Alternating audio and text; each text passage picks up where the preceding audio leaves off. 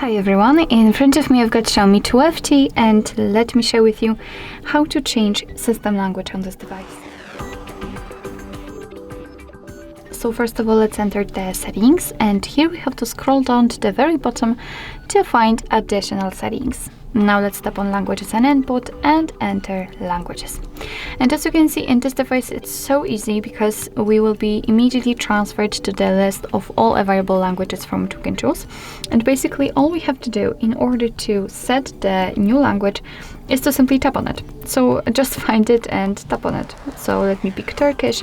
As you can see, it has been immediately applied to this system, and from now on everything will be displayed in the chosen language, in my case Turkish.